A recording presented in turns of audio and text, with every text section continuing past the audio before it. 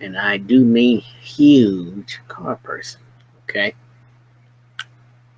Now, with that being said, I have been in love with cars ever since I was, I think, about 3 years old.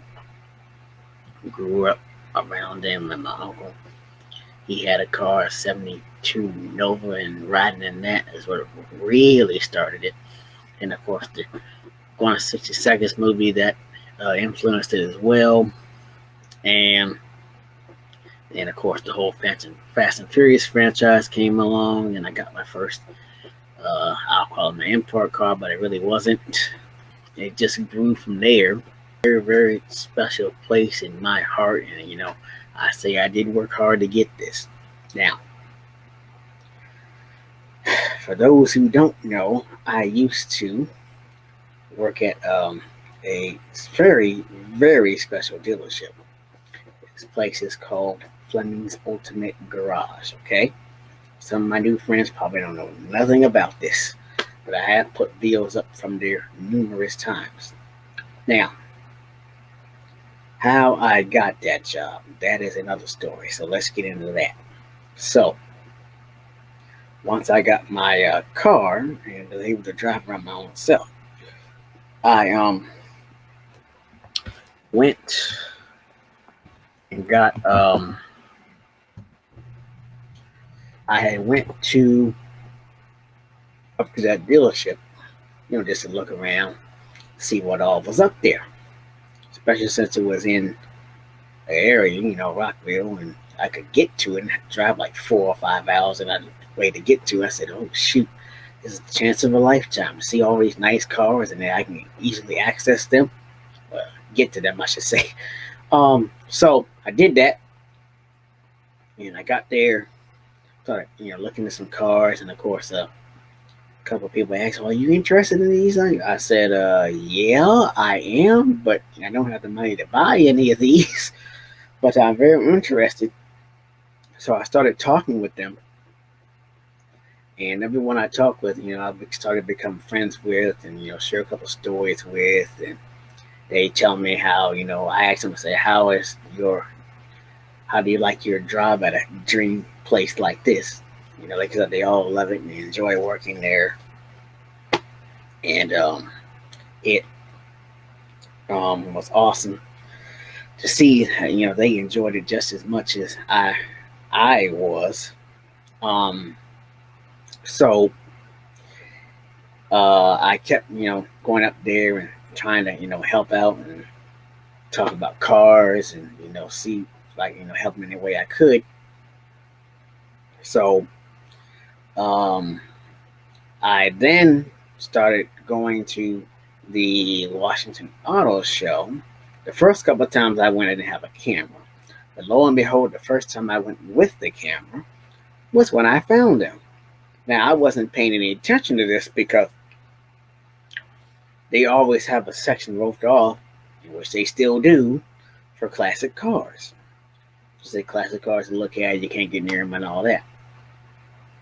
His section, however, you could get to, wasn't roped off, and of course, he was treating it like new cars. These are, what this car is. You can buy this, see the details on this. I can tell you all about it, stuff like that.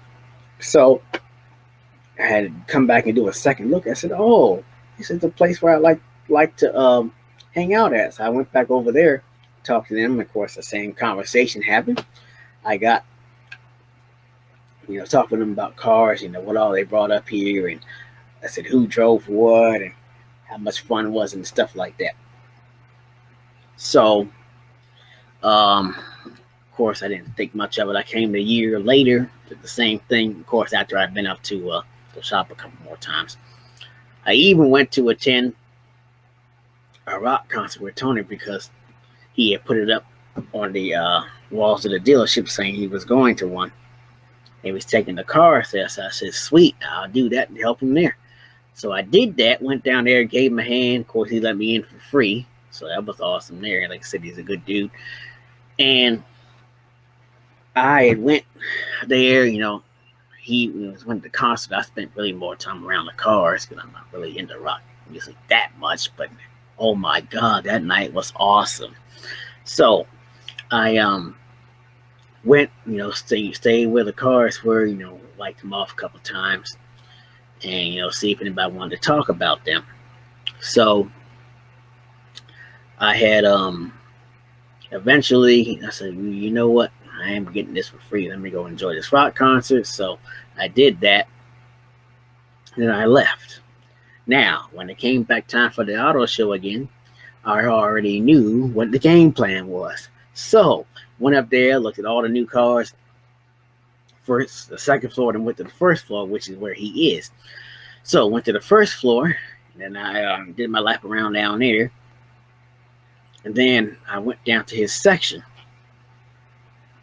Same thing as last time. We started talking about cars. How was this? How was that? How you been doing? Stuff like that. So I said to myself, I said, dang, you know what? I would love to see if I could drive these cars and all that. This is before I ever knew what a lot attendant was. So what I did was I came back the last day of that year, and around closing time, that's when Tony had showed up, and I had said to myself, all right, let me try something. So I went over there, and I started, talking about cars, all the same stuff as last time. However, this time I had went over, what did I go over to? One of the other salespeople that was there. You started talking with him about, say, you know what, I can give y'all a hand with something. What can I do? And he said, well, why don't you talk to our boss about it, the head of the company, Tony. So I did that. Went over there and said, hey, well, what can I help you out with? You need help wiping cars down or what, I can do. But he said, well, right now, Devin, there's not much you can do until you're 25 years of age. And I said, doggone it. I got to wait that long? And I think I was about 20 years old then. So I have 5 years to wait. Of course, I still went up there and visited them and all that through the whole 5-year period. So when they came back around time for when I was 25 years old, I went, of course, back to the auto show. Did my lap around second floor and the first floor. Went over and saw where he was. Okay, got that straight. Then over the PA system, you heard the auto show is closing in 5 minutes. Please make your way to the exit. And I'm like, oh, shit, here comes the fun part. So the first half was thinking, well, okay, I'm gonna stay down here. The second thing I was thinking was, how are they gonna know if everybody isn't out of here?